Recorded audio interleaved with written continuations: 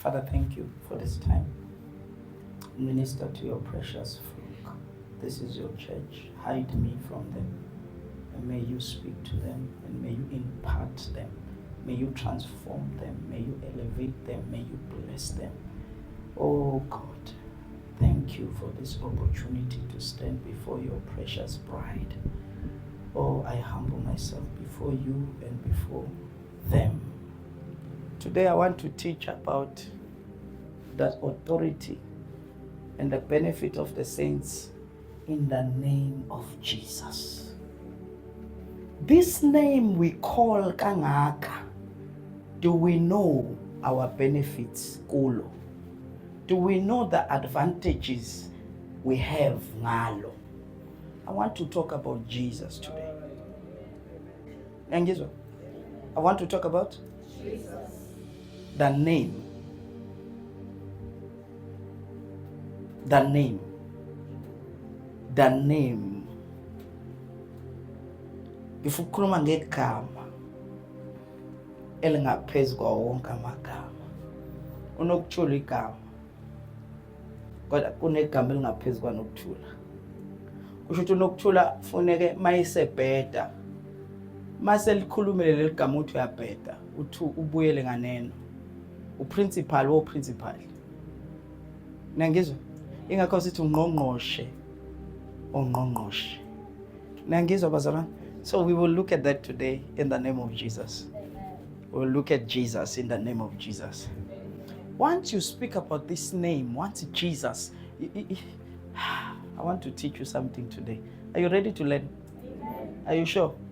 Please, when you leave this place, you must use this name.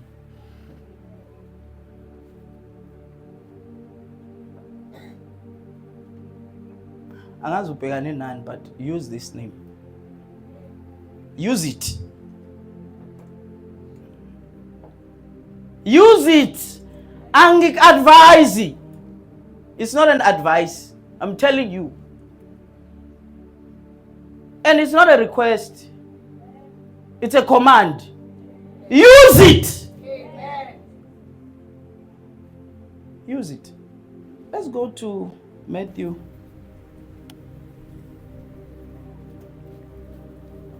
Matthew 1.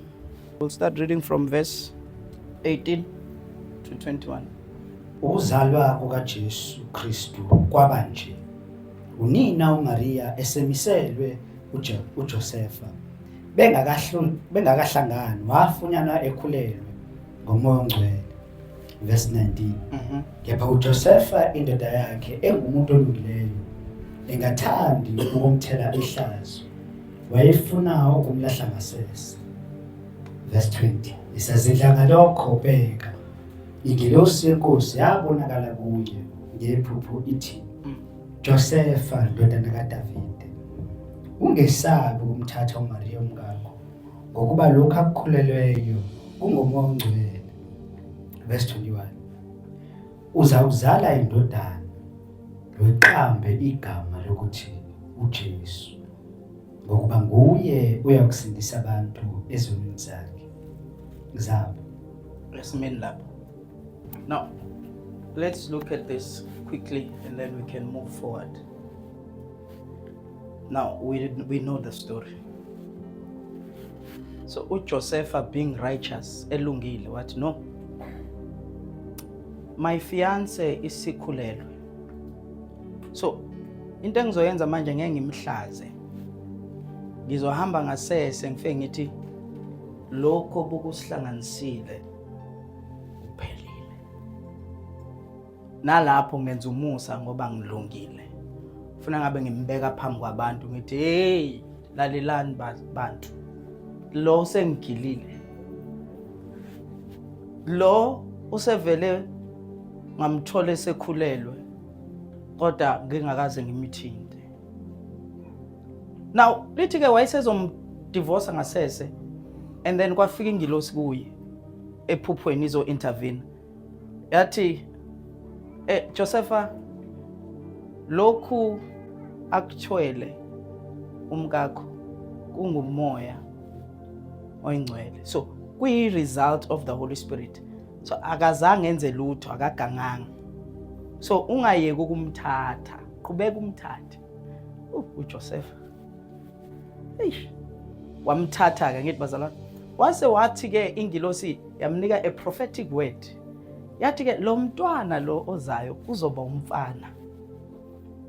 Kuzoba umfana. And lo mfana lo uzomqamba igama. Uthi is Jesus. Because uzosindisa abantu bakhe, not abantwana, abantu, which means everyone, bakhe ezonweni zabo. Now, this is what I want us to pay attention before we move on. An average believer, umzalwane nje, mhlambe 7 out of 10 in the body, we only believe ukuthi uJesu usisindisa ezonweni kuphela. Kanti uzomqamba ukuthi uJesu ngoba uzosindisa abantu bakhe.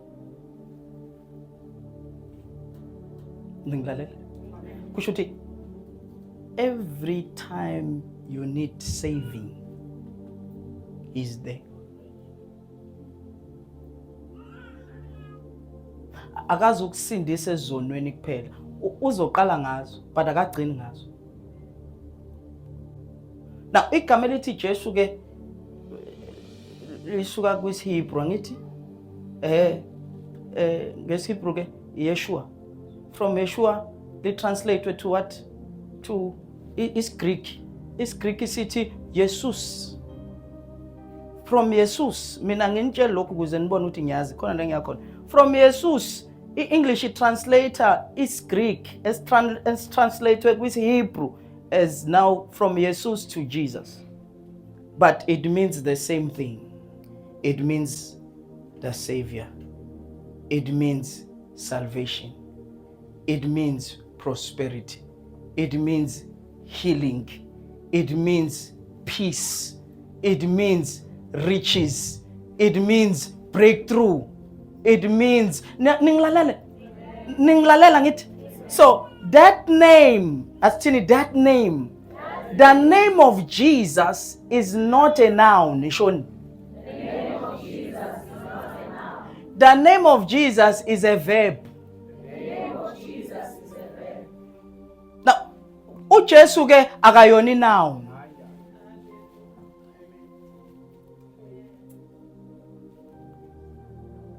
Umumbiza as a noun ngekwabona ama benefit akhe, because akayona noun, because uyomqamba uthi uJesu ngoba khona azoyenza. He's a doing word. Awumbiza uJesu ungafuna enze something. Because once you call upon the name of Jesus, there's something that must happen.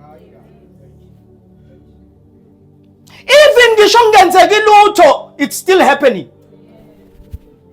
Ngisho even noma ngenzeki lutho empilweni yakho akho lutho lenzakalayo, konke kuhamba kahle. The fact ukuthi kuhamba kahle, it's still happening because uyo wenza kuhambe kahle.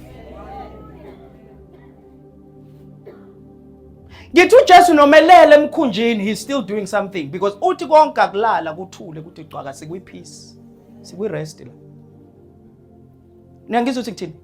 Now, that name of Jesus, akuyona nje enchantment. Akulona igama olibizayo ngoba umzalwane. It's a code in the spirit.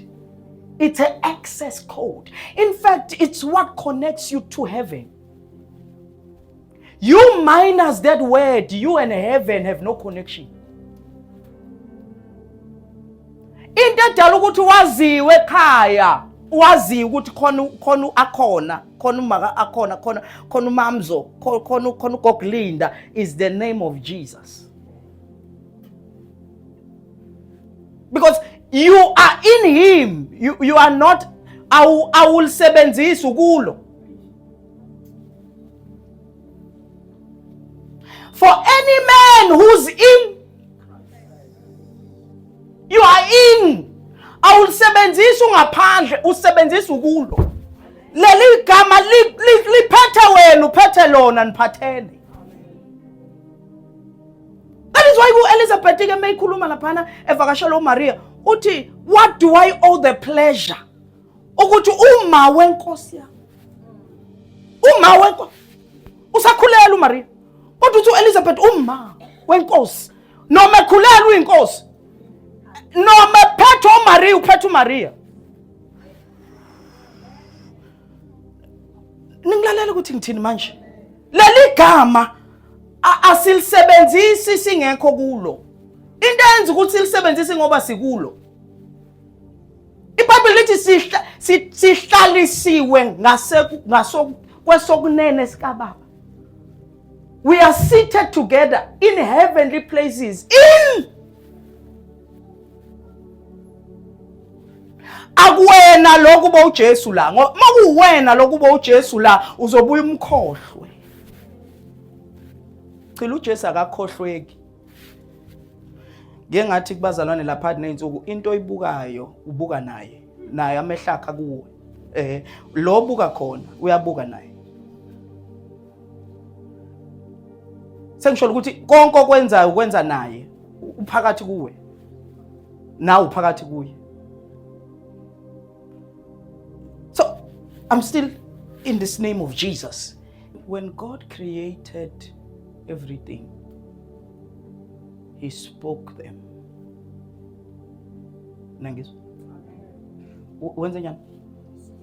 He spoke everything into existence. And everything God created, He gave it a name. Even uSathane, myself, waba uLucifer akhiwa. Mayiseyeka ukuba uLucifer, wathi ngeke ngimiyeke uLucifer. Fanele ngimnike elinye igama manje limfanele. Ba manje khona engizomletha emhlabeni okufanele yonke into enegama iguqa. Because mengase ngabi khona into enegama engizoyidala kusho ukuthi uzosuka ibe ngaphezulu kwaleli gama. Ba fanele yonke into ekhona la emhlabeni ibe negama. Ukuze lo ngimlethayo abe ngaphezulu kwawo wonke amagama. Bayangizwa ukuthi ngithini? Now icancer igama.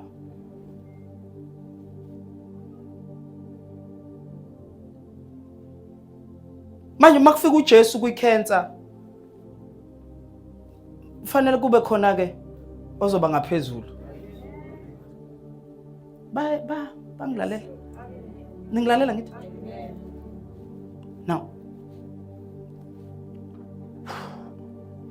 ngithuka isimanga ukuthi in the book of Genesis when God was creating, ngithuka isimanga. What esedala umuntu, wathi umuntu, and then He said wase embumba umuntu ngomfanekiso wakhe, ngithi wase emphefumulela. In fact, lithi, and then umufunda uGenesis 1:26, if I'm not mistaken. Lithi, and God created men in His own image. Verse 27, after His likeness. And He said, let him have dominion over the fish of the birds of the beast of the field. The fish of the kushuti, this fish comes from the sea. These birds, they come from the air. These beasts, they come from the ground. And man comes from God. So once you see off, it means that thing, its source is that thing after off. angazi noma niyangizwa ukuthi ngithini. Sithi sivela, listen, sivela kuye. Siphilela yena, sibuyela kuye. Ngithini kunina manje? Sivela, siphilela, sibuyela. Don't ever forget that. I'm still in the name. I just wanted to give you nuggets. I'm still in the name. Now, uthi-ke ingilosi uJesu mayisefikile uzomqamba uthi uJesu ngoba uzosindisa abantu ke ezonweni zabo. So uJesu ke uwumsindisi. Hayi ezonweni kuphela. Kuyo yonke into odinga usizo kuyo. Ngamamazwi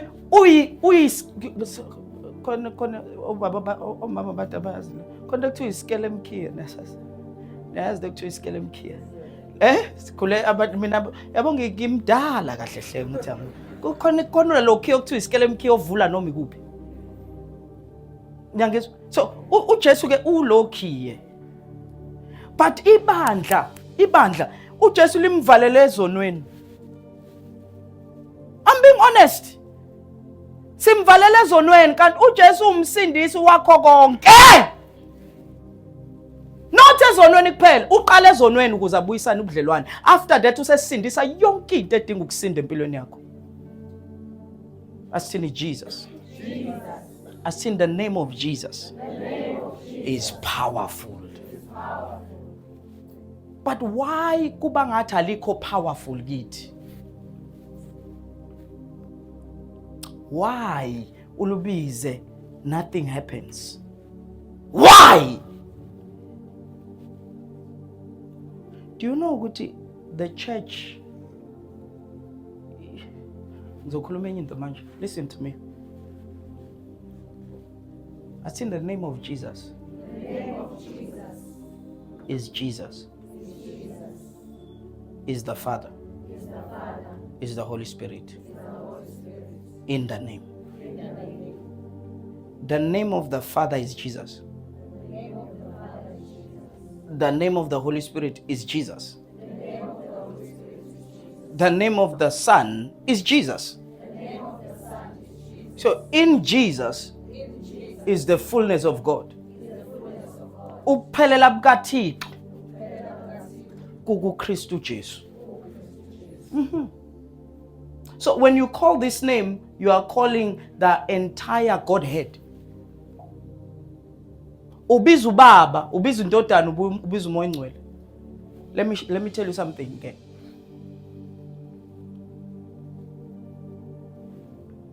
The name of Jesus, i-authority yakhona siyithola ngokukholwa yilokho asenzela kona. Nangizwa asithini authority? Igunya lakhona lokungena egameni. Ithi siyangena nathi. Yeah, so ukuze uthole a legal right yokuthi leli gama ulibize, you need to be born again.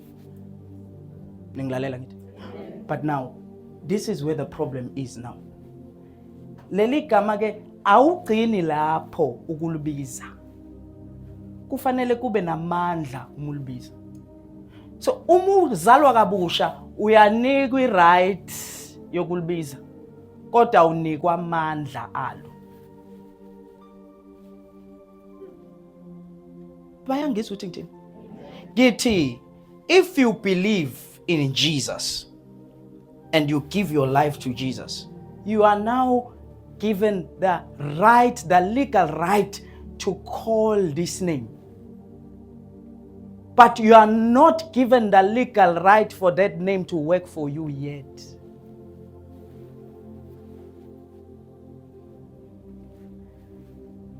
Illegal right yokuthi umulibiza leligama kwenzeka izinto is based on character. When you live according to the owner of the name, then power comes. But umzalwane ngokupheleleyo uyikhethile inkosi noma ikukhethile inkosi, you are permitted to call this name umntana kaNkulunkulu, but you will still be a victim, because ukuba umntana kaNkulunkulu, it means now it's no more you ophilayo, it is Christ who lives in you. So but now if umntana kaNkulunkulu and you still live your life kuzoba ngathi uChrist akekho kuwe, ekhona amandla akhe angeke abonakale, because amandla derives from a lifestyle, from a character. Our derive from amavesi nentshumayelo. Ipower yegama lika Jesu likwimpilo ephilayo. So the life that proceeds from that name, igama lika Jesu liya examina ukuthi lo olubizayo, number 1 ngiyazana inaye, okay ngiyazana naye, number 2 uphila mpiloni before ngenze lento ayisho.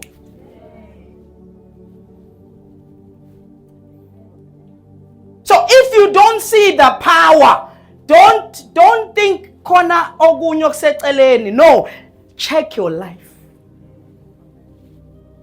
Amandla alento asekuyiphileni aye kuyikhulumeni. Amandla lento asekuyiphileni aye esontweni. So the power in the name of Jesus is hidden in the life of Jesus. Ibizwa ngezowe, the God kind of life. That when you speak, it's no more you. It's the life that emanates. It emanates from your spirit. And then it changes things again. Kukuluma wena kodwa kukhuluma uJesu ngawe, because this is my beloved son, in him I'm well pleased. That is why ke ngizokwenza yonke into. Mayifuna ngivusa uLazarus efe 4 days uzovuka. Because akavuso uyena lokho engibona ubaba ekwenza. Niyangizwa ukuthi ngithini?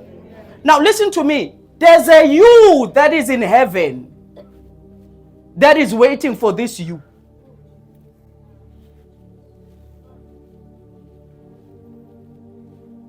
Kuno you who's hidden in Christ in heavenly places, waiting for lo you osabheda. Kunawe asithini mina nginami. Kuno mina olinde mina ekhaya.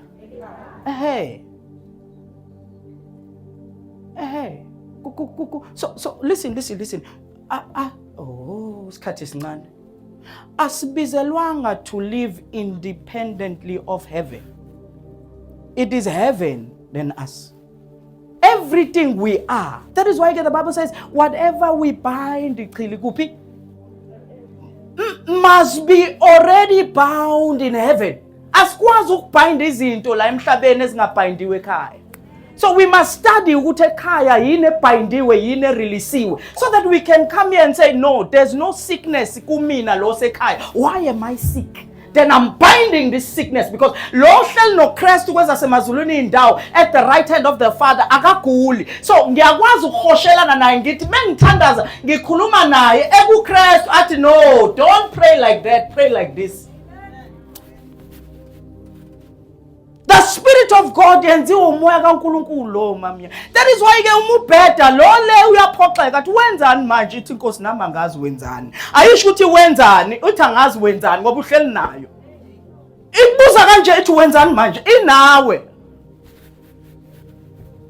Uthi nami angazi ngenzani, kusho wena. So guilty, that's why uba guilty because guilty lapha. Bayizwa lento engishoyo? Impilo yethu siphila from heaven to earth, asiphila from earth to heaven. Because there's nothing wrong in heaven, there's everything wrong here. So ama downloads, the reason why ethi umuntu umele ukukhuleka ngaphezulu, it's because when you don't pray uzokhohlwa ukuthi unowena olinde wena le.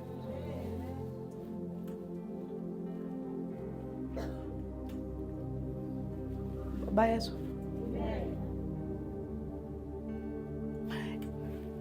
Nginisize.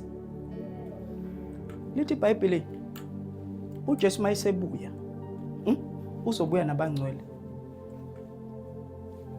Babuyelana bazolanda bona.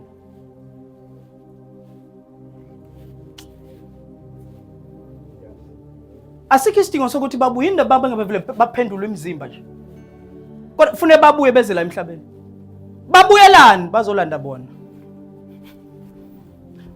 Balanda ulo kade ehleli nenkosi. Ningilalele bazalwane. Uthi uPaul nathi esiphilayo. Uthi imani ngenitshela imfihlakala siyokulala sonke. Kodwa sokuguqulwa in a twinkling of an eye. Ngokuphazima kwehlo. Lithi kodwa ngeke sihambe phambili kunalabo asebesenkosini already. Lithi ngeke sibashiye. Sizobalinda. Bazokwehla nenkosi. Bazolanda imizimba yabo. Nkosi uJesu. Lithi mase siyaguqulwa kanye siyohlangana nenkosi emafini. Kuhlangana lo nawe hayi bazalwane nibe into eyodwa nimunye vese.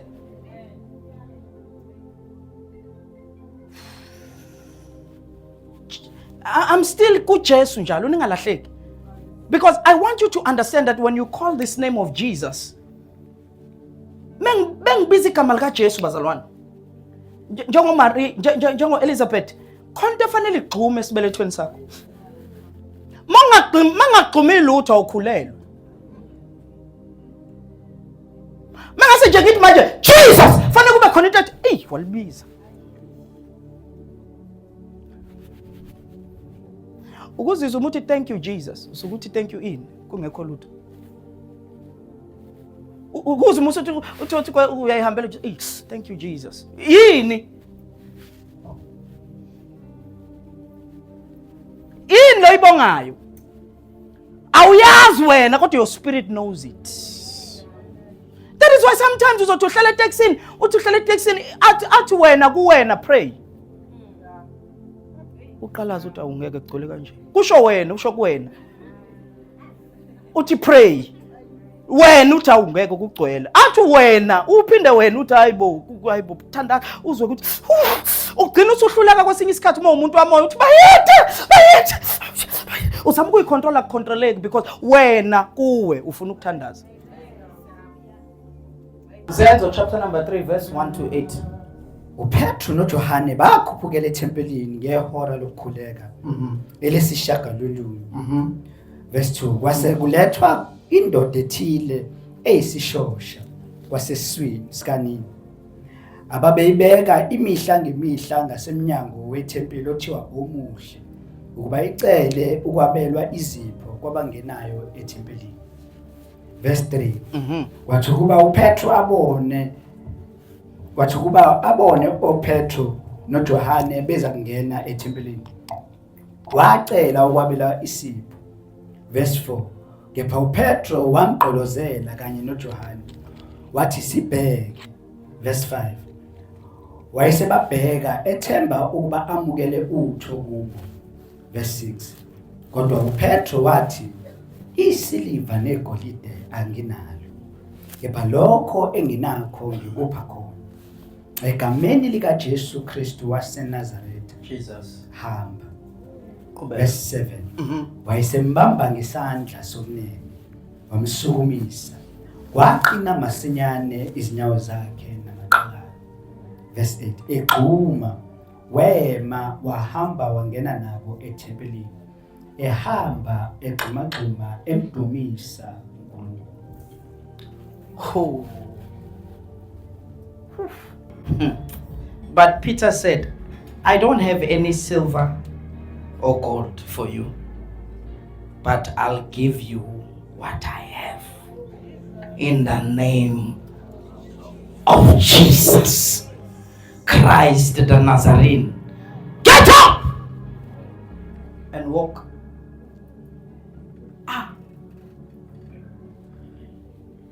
Meditate ngale scripture. Githi, how come thina bazalwane we don't see this? How come we are seeking for silver and gold when we have this treasure? How come come thina sifuna ingcebo sibe sinomcebisi. This man wanted silver and gold, yet Peter banayo, kodwa lento abanayo ishintsha isimo somuntu obefuna ingcebo. Kanti yini lesinayo thina edlula ingcebo? Why sifuna ingcebo sinento edlula ingcebo? Ningilalela uthi ngithini? Uthi uPeter bazalwane mhlawumbe nizwa kahle, anginamali, ngibroke, but I'm not poor. Ngibroke, but I'm not broken. Lento ifunayo awuzuyithola kimi. Kimi uzothola inyawo.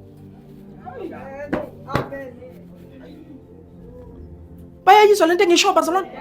Sinanto ela kuleli gama.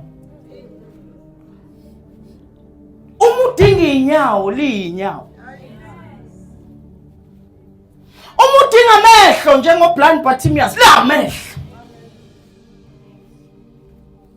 Uma udinga ukuvuka kade ufile luphila. Same name. Uhlushwe ingane igama. Uhlushwe ilwane ebusuku igama. John Makelwane, sinozifo zonke. Sinozimo zonke. Akukho kudabulayo kuleli gama. Silver. Ebazalwane, la kuhluleka khona i-medical aid. Iphele. So you have exhausted your funds. Kunento engokwazi uyi-exhaust. Buze lo mama wayopha esemosha imali zakhe. Lithi kodwa esezwile ngegama. Esezwile ukuthi khona umuntu ongakhokhi lutho kuye.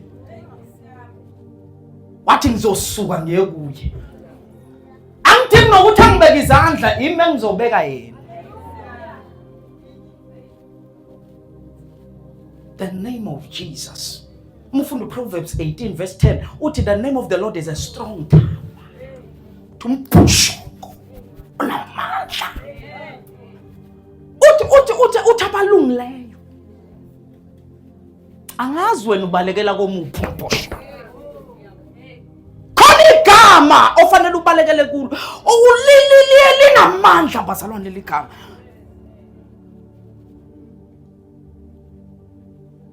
Silver and gold. Ayikho imali. Manje ngixakwe into eyodwa ke bazalwane. Labantu ungabi namali kwabo abastresseki. Nayizwa, yabona ustresseke kanjani? Ngikhuluma nani man? Uyabona wena ustresseke kanjani? Ufuna imali la. Bona bathi lalela lento ifuna nathi ungasuze kuthina. Kodwa thina kunento esaziyo ukuthi sinayo.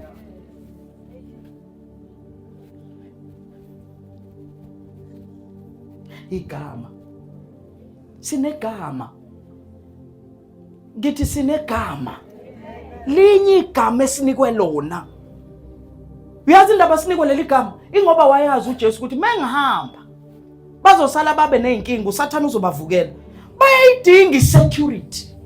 Bayadinga usizo lokuqala. Ukwathi angishumayele. Yazi kwathi angafundisi ngishumayele. Malazi ama-asha weze la. Ozani la? Nonke. I want to show something. Chiloza la wona. Imala. Come here, talk. Come here. I want to come, stand there. Listen to me.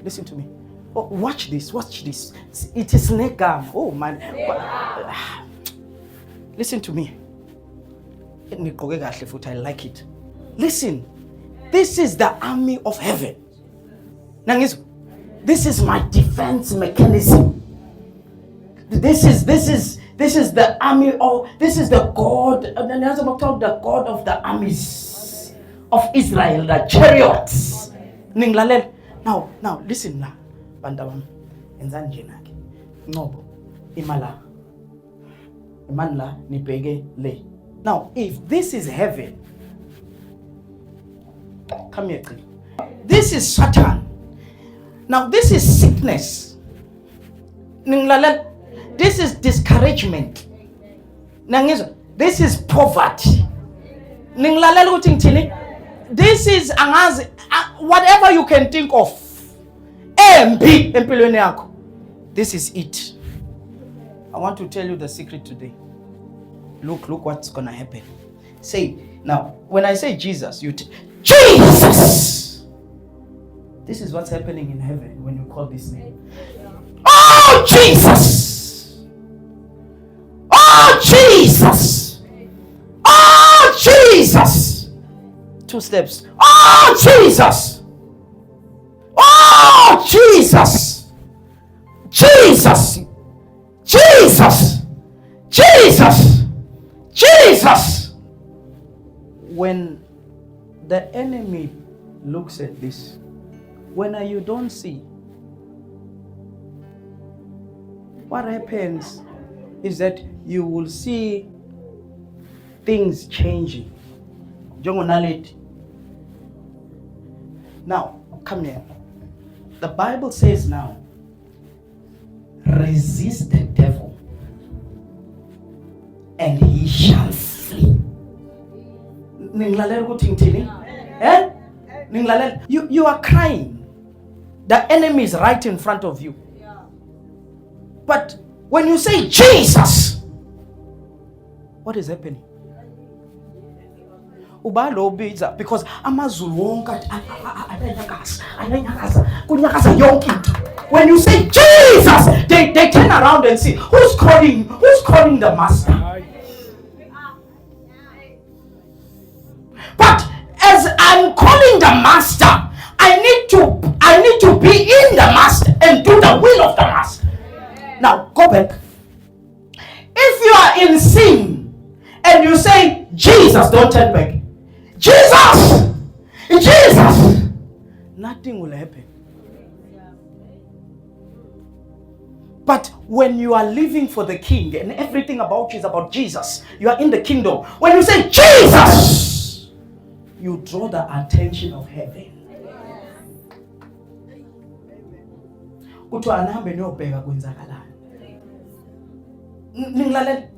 Now they don't need to fight the demons. Come. Jesus. Oh Jesus. Oh Jesus. Oh Jesus. Oh Jesus. Oh Jesus. Immediately mawenzeka nje.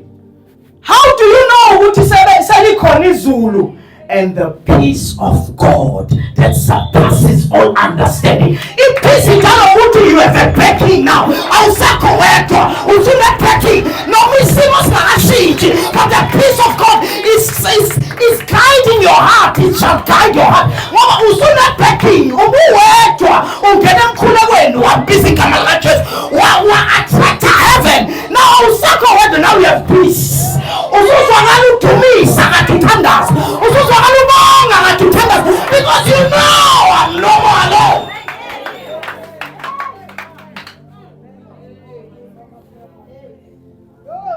Nangizothi ngithini? Now ipeace ichaza ukuthi akasekho lo.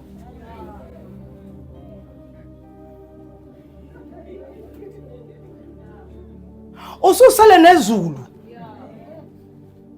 Yazi masuthini? Uthi bayede. Oh bayede. Uthi wehlukile. Awazi lo mhlabeleli na uqhamuka kuphi. It's because your spirit can see ukuthi awusekho wedwa. Uphila ukhala manje usuyadumisa because lento ebiyinkinga kuwe ayisekho. Okwakho manje be still and know. Yes.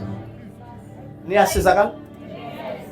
So that name of Jesus, it's an aerial Abanye beni la ninayi radio but anithunanga kwisiteshi sasekhaya. I-frequency igagasi ku 99.5 la. Kuthiwa la eDurban i-frequency egagasi uma ufuna igagasi uzofaka u99.5 uzothuna ini kuzozwa abantu abakhuluma egagasini. Ukuthi wena ukho estation uku 92.3 akusho ukuthi bathule. Basakhuluma noma ungabezwa wena. Ningilalele. Bayakhuluma bathi hayi yenza nje thandaza faster inkinga ukho kwi-connection yakho. But when you say Jesus ushintsha isiteshi ukhona uzohosha ngokuyaria lakamoya uthi I know uthi Jesus ukho makaqonda uyesu ukuthi ayisengifikile sengikhona ke manje angisanyakazi ke isoles because ngizwe into zasekhaya. Ungazwi into zasemhlabeni, ungazwi into zenhlebo, ungazwi ukuthi uba nonjani awukakabi se-connection yasekhaya. Uma waba kwi-connection yasekhaya wahosha kahle uzozwa ukuthi hayi sengisekhaya ke manje uzozwakala shutapakata asikinganza mesofa ayikho umndeni wamazofa before the time shatayata rakate antaripo zoba shatela baya ratalemo antamayantalia zakoneti nikonetile gema nakoneta gema nyankonetisa konetami.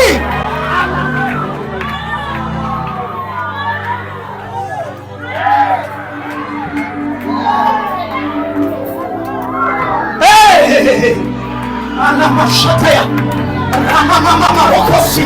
As get some music for Jesus. I'll sing Jesus. Ufunda Philippians chapter number 2 lithi verse 5 lithi lo mqondo that mindset leyo ndlela ayicabanga ngayo leyo ndlela ayenza ngayo.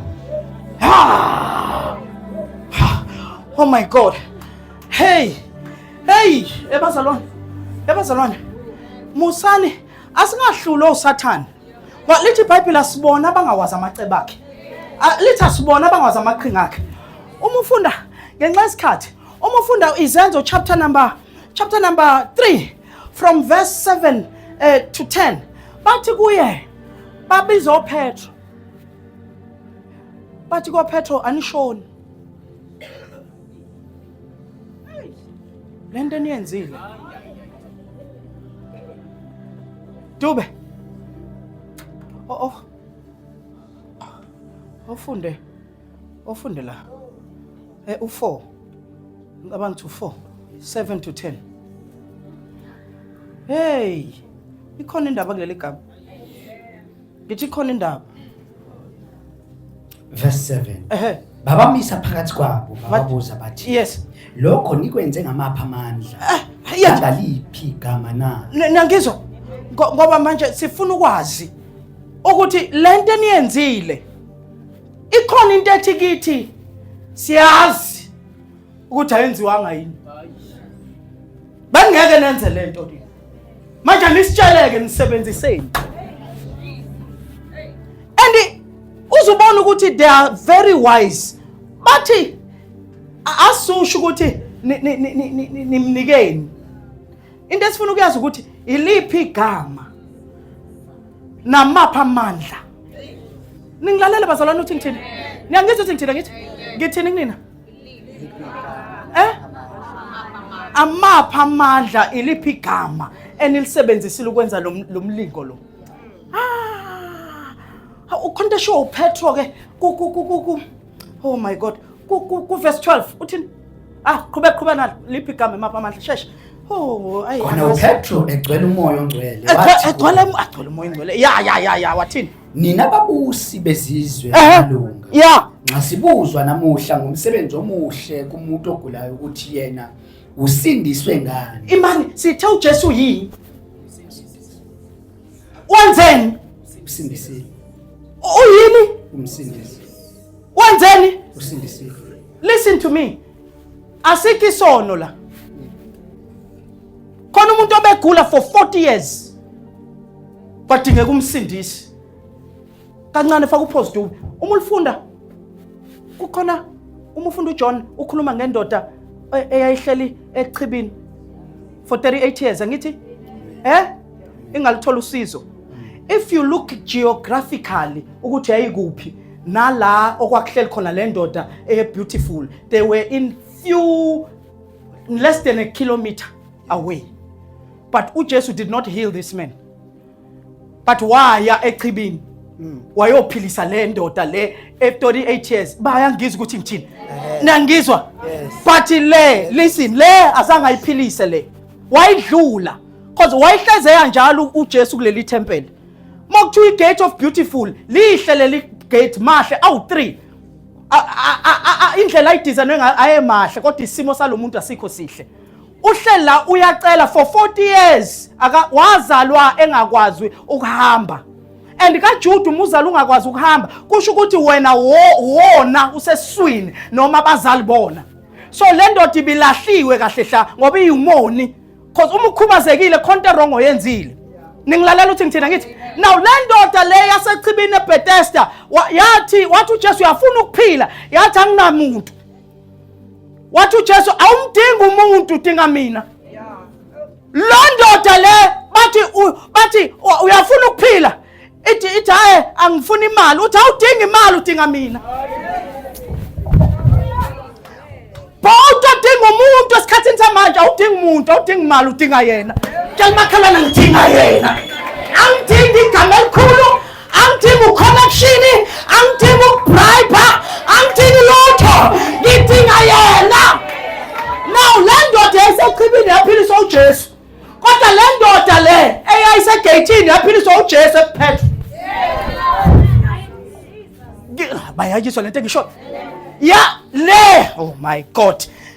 Le eyayisechibini yaphiliswa uJesu. Le eyayisegate yaphiliswa uJesu ePetru. That is why ithuna li empty. That is why engekho la. Ngoba khona nina. Ukhona ngani? So asikho isidingo sokuthabela kukhona nina. But manje mesingazazi sobani. Nangizwa? Namhlanje ingqondo usathana lento abeyifakile uyayikhipha. Ningilalela? Lento abekade ikhohlisa ngayo namhlanje uyayikhipha uJesu namhlanje uyayikhipha uthi mina ngikuwe. Nawu kimi. Uthi amazwi ami ehlala kuwe nami ngihlala uthi la busuka ribhoko ya uthi ke listen khona into esimanga isho ngizokhuluma ngezinto eziwu3 izinto eziwu3 angazi moyo ngicela ngenzani moyo khona izinto qhubeka dubu uvalele le verse hayi sengifuna ukuthandaza ngasibuzwa nanamuhla ngomsebenzi omuhle umuntu ogulayo ukuthi yena usindiswe ngani verse 10 makwazeke kini nonke nasesizweni sonke sawa-Israyeli ukuthi ngegama likaJesu Kristu waseNazaretha enambethele esiphambanweni amvusayo uNkulunkulu kwabafileyo ngaye umi lo muntu phambi kwenu esindile. Verse 12 lalela nikuthini lalela uPetru uthini ayikho insindiso ngomunye ngokuba alikho futhi listen ayikho insindiso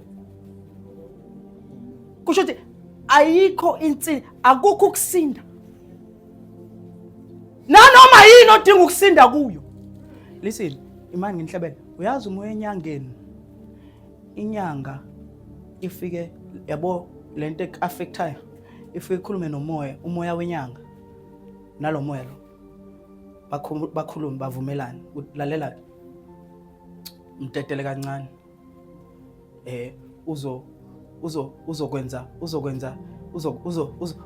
uzokwenzela imbuzi. So inyanga ithatha imali umoya uthatha imbuzi. That is why ayikho inyanga ziyaphilisa. In fact ayiphilisi ziyadambisa. Ayikho inyanga ekulapha forever. lento ikuphatha kube ngcono mase iyabuya futhi ithi buyela lapho uthi ngiyazi ngaphilaphi kodwa mina khona umama engifunda ngaye eBhayibhelini elethi why no more for 12 years lithi mhlazana ehlangana noJesu emthinta umphetho kwanqamuka same time asizi ukuthi waphinde wabuya uJesu akadambisi uyaqeda uphela ukubheda uJesu uyakwazi ukubamba isimilo abamba icharacter ayibamba ayifaka amaketanga athi ngifuna ubona ukuthi bawuzoqhekeza la ame kanje akugade udlubulundela uthi ufuna ukudlubulundela uthi akusavumi ubone nana ngiyafuna kodwa akusavumi uthi isona ugcina ngokusibuka kodwa ngingayeki kuso ubanjiwe uJesu uyakwazi ukubamba nangizwa that is why fanele nicebe Jesu ngibambe Jesu ngibambe ningilalele bazalwane isikhathi sokuthi ibandla libuyelwa amandla sebandleni nginixoxele imfihlakalo zonke zezulu chilizila ithina siphethe unqo kodwa ithina sisaba kakhulu kunabo bonke labantu siphethe unqo kodwa ithina sineyinhliziyo enzimbi ukudlula bonke labantu ithina sithakathana ukudlula bonke labantu ithina esimonelana ukudlula bonke labantu kodwa ithina siphethe into yangempela ephilayo ithina sithi akube khona ukukhanya kube khona ithina sifika kumnyama sithi peace be still ithina sinikiwe ngegama lika Jesu ukuthi konke kuyaguqa lithi ezulwini semhlabeni ngaphansi komhlaba lithi leli igama leli litestiwe. That is why leli gama liphuma ngaphansi komhlaba liphuma esihogweni lafika lathatha ihluthulelo uma ufunda incwadi ka Revelation chapter number 1 uthi lalela ngangifile manje ngiyaphila uthi lalela uthi ikhiya zonke zila kimi eze Hades ezokufa uthi la uvale khona akekho namandla ovulayo hamba phezulu kwamanzi umuntu onjani lo baze bathuka abafundi bathi ubani lo lalelwa nawo umoya the wind even the elements of life they bow to him the elements of life Jesu thulisa zathulisa yonke into thulisa konke kwakucabanga uyakuthulisa nawe lento obhekane nayo ngayithulisa athi thula wena musukuvuma uJesu alale emkhunjini amanzi engena hamba umvusa Nkosi ukhathala ingifa ningilalele abanye beni bangenelwa amanzi ukhona impela usindisi ukhona uJesu emkhunjini kodwa ulele musukuvuma alale echila hamba umvusa asimvuseni namhlanje Jesu vuka ngiyafa la nazi ikweletu nangimashonisa nakho ukugula ngiyafa la mvuse aya ngifuna ukumphazamisa usalela ukhathela akazela kalali ulinde wena ufuna ukubona ukuthi uzoyiphathela yini noma uzomvusa mvuse I want to tell you 3 things. When Jesus came here, he came to give us 3 things. He came to give us 3 things. This is your inheritance. Number 1, Jesus, primarily what Jesus came to give us, number 1, is eternal life.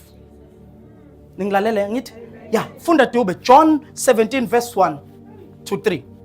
uJesu wakhuluma lokho wayesephakamisela amehlo akhe ezulwini wathi Baba isikhathi sifikile khazimulisa indodana yakho ukuze indodana ikukhazimulise wena. Verse 2 Njengalokho uyiphila amandla phezukwenyama yonke ukuba bonke okuyiphe bona ibaphe ukuphila okuphakade. Verse 3 Nokuphila okuphakade yilokhu ukuba bazi wena uNkulunkulu wedwa oqinisileyo nomthumileyo uJesu Kristu. Nagizwa number 1 uJesu uzele ukuzosinika eternal life. Don't listen. Sesikuyo. Already sesikuyo. Sikwi eternal life manje. Otherwise otherwise ngabe kufanele uzalo kabusha, ngabe ulinda ukufa mase ungena kuyo. Cha, ukuyo. That is why ethi abakholwa yimi noma befa. Nangis so nomufa ufi. Because usuphila engunaphakadeni. Usuqalile ukudla ifa lakho lokungunaphakade manje. Njengoba ngikhuluma nje. Because angikhulumi nawe lo ogulayo. Ngikhuluma nawe lo okwingunaphakade verse. Ningilalela uthi ngithina ngithi number 2 uJesu sesothandaza into azele ukuzosinika yona ingunaphakade. Number 2 uze ukuzosinika ivictory over the kingdom of darkness. Uma ufunda uMatthew 28 verse 18 uthi nduba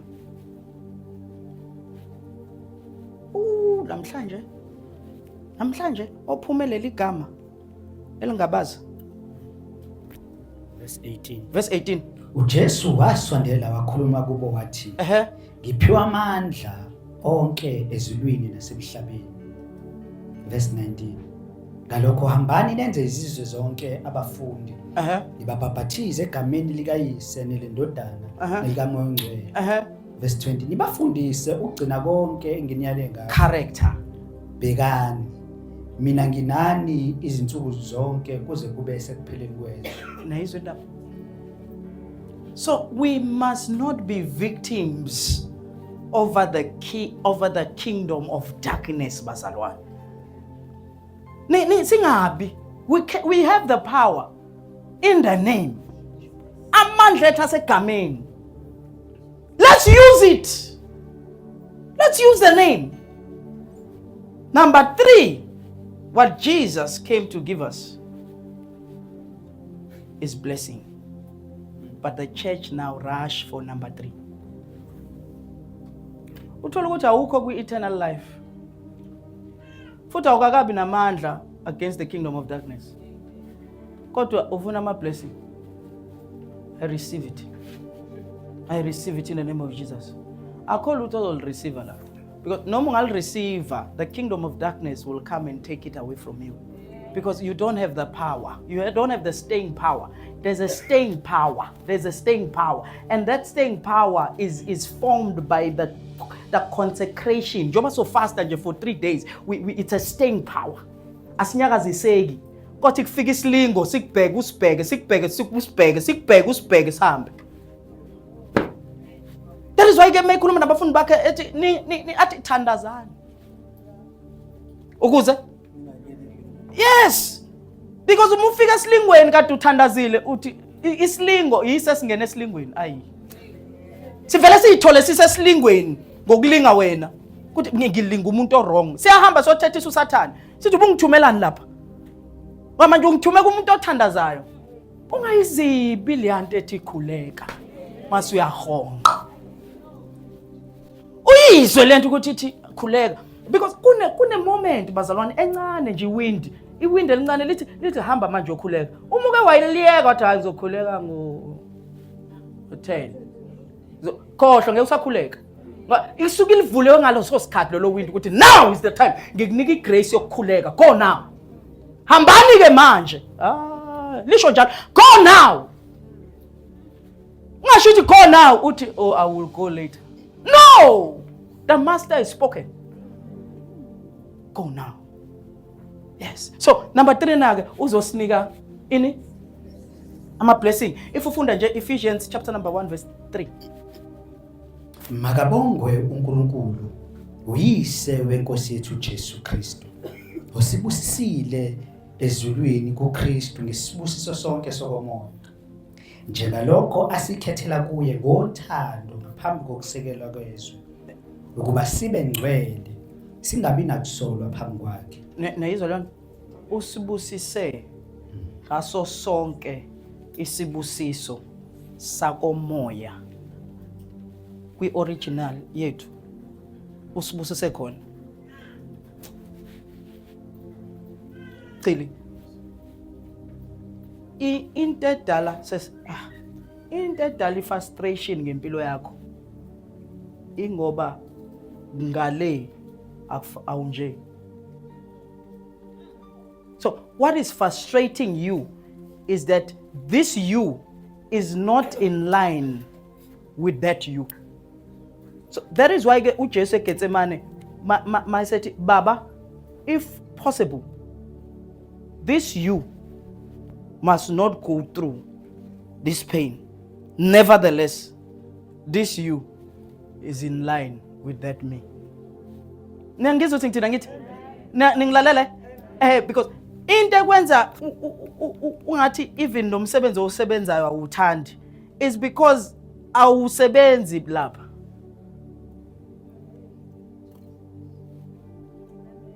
Yabo lento engiyenzayo la le angathi angikhathali nje. Ingoba ngiyayenza le. So ngiyenza into efanele ngiyenze vele. So that's uzongivulisa nango 11 uthi wozothandazela umuntu ngizomthandazela. Why? Because ngale iyonto engiyenzayo. So mengithi intando yakho mayenziwe ukhuluma ngawe. So uma ungayenza intando yakhe uzoba frustrated because that means you are living a life that you are not living with him. Niyangizwa ukuthi ngithina ngithi?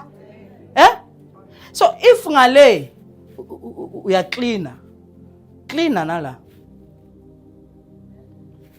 Because ipeace yakho uyithola ngokwenza into oyenzayo ngale. Jesu, hey. Angazi. How many things Jesus came to give? What is that? Hey. That is why we can cast out devils. Because we have authority over the kingdom of darkness. You have power. John McKellen, I have it. It's in Christ. And I'm in Christ. So, ugu Christ wena. So, next time now when you use this name, listen, Bazalwane, you know umuntu ngishanga rich kanjani. One of the greatest blessing you can give to your wife, ningilalele manje, is not money. I-blessing engingayinika unkosikazi akuyona imali nemoto nomuzi, akuyona lokho. Yazini ukuthi ayeke ukubo wakangubana bodludla. Is if I give her my name. You miscall ngisho. A greatest blessing a husband can give his wife is his name. So we are a wife of Jesus. So what did Jesus give us?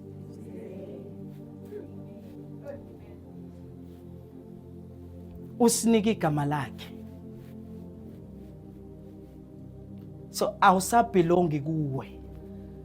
Usunomyeni and unesikhwele ngawo.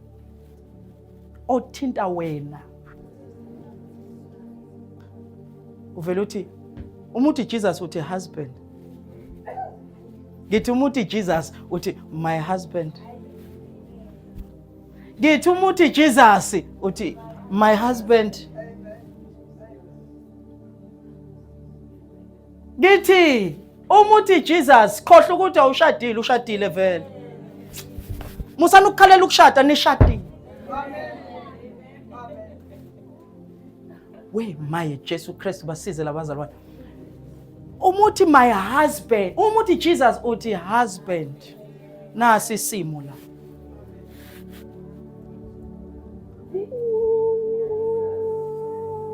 That is why yanesikhwele.